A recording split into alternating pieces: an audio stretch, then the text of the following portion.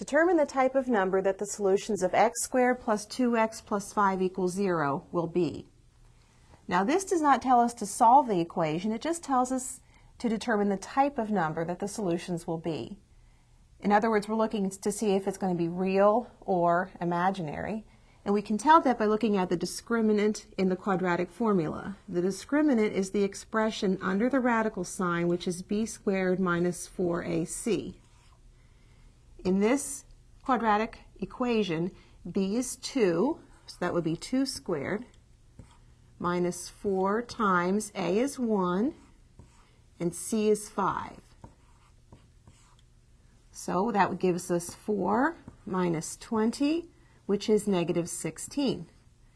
Now all we have to do is to tell what the type of number is look at this number here.